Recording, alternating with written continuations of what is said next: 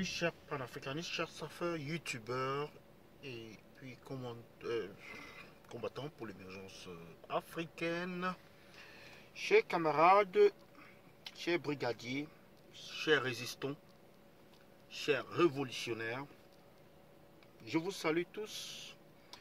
Alors ce soir, j'aimerais, n'est-ce pas, lire quelque chose sur les sardinards de la diaspora, ou alors sur un sardinard de la diaspora.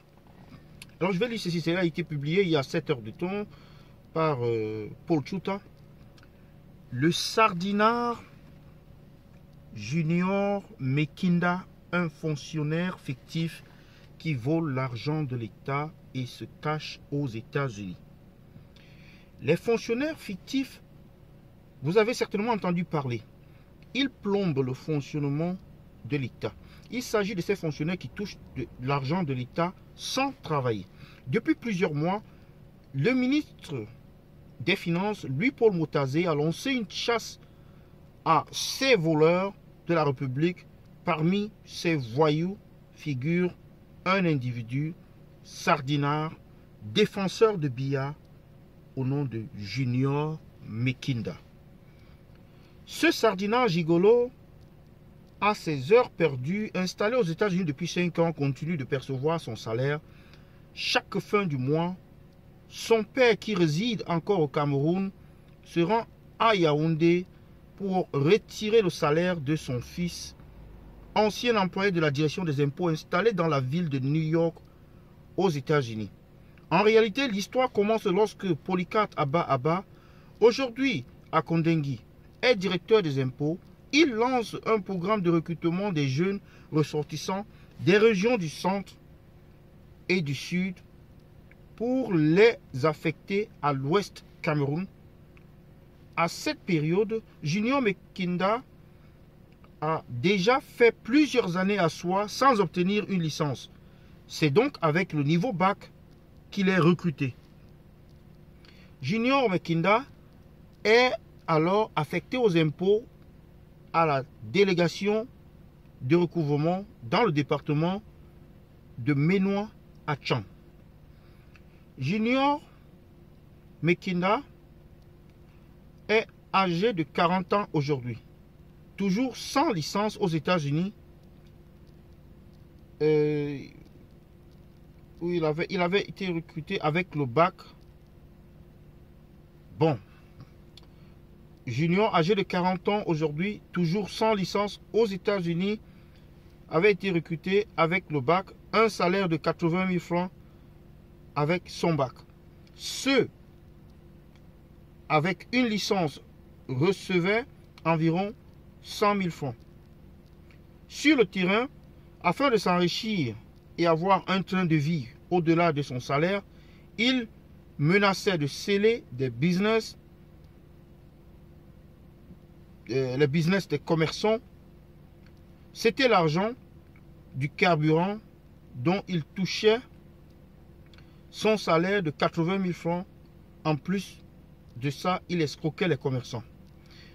Pendant 3 ans à Tchang, Junior Mekinda gagne 80 000 francs CFA, arnaque les commerçants et inscrit également à l'université, mais il ne va pas à l'école.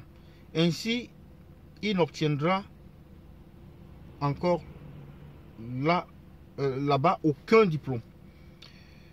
Après 3 ans, il retourne sur Yaoundé, puis quelques mois après, s'en ira pour les États-Unis après avoir escroqué à nouveau les fonds d'un programme gouvernemental. Nous y reviendrons. Aux États-Unis, il va signer une procuration et envoyer à son père pour lui permettre de toucher son salaire, ce que son père continue de faire jusqu'à ce jour alors que son fils a abandonné son travail au Cameroun. C'est simplement du vol et ça mérite la prison. Ne vous demandez jamais pourquoi certains sardinards sont prêts à mettre le pays à feu et à sang pour Biya. Ce n'est pas parce qu'ils aiment qu'ils l'aiment. C'est parce qu'ils pillent l'État en toute impunité et veulent continuer à voler. Les Camerounais travaillent et eux, ils mangent. Notre devoir, c'est de traquer tous ces voleurs et escrocs qui se font passer pour des sardinards afin de maquiller leurs crimes. L'État du Cameroun doit poursuivre Junior Mekinda. Il doit rembourser tout l'argent perçu illégalement par son père. Et puis, c'est écrit par Boris Berthold. Et voilà la photo des concernés. Ok. Bon, voilà. Et c'est un récit qui montre à suffisance. Vous savez, on se pose beaucoup de questions. On voit des camarades, on voit des confrères, on voit des frères qui sont des défenseurs farouches de M. Biya. Ce n'est pas forcément par amour. Ici, ce n'est pas par amour. Comme on l'a souvent dit, c'est par intérêt. Et ces personnes-là, excusez-moi, sont comme ce cas-ci, ce Junior Mekinda. Il y a plusieurs personnes, alors que le ministre Louis-Paul Motazé fait une opération au Cameroun dite d'assainissement de la fonction publique.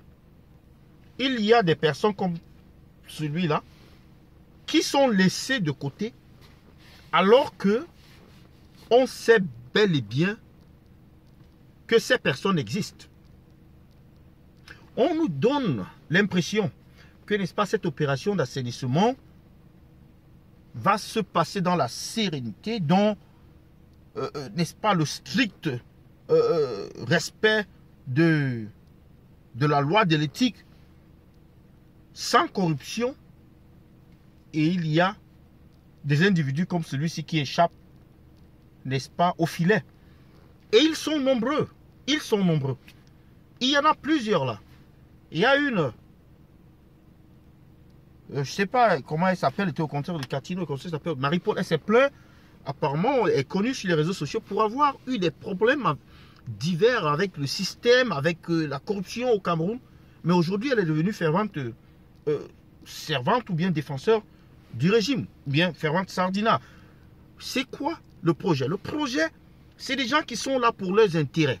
C'est des gens qui sont là pour des intérêts égoïstes. Ils veulent un positionnement. C'est de cela qu'il s'agit. Donc c'est ce que je soumets à votre appréciation ce soir.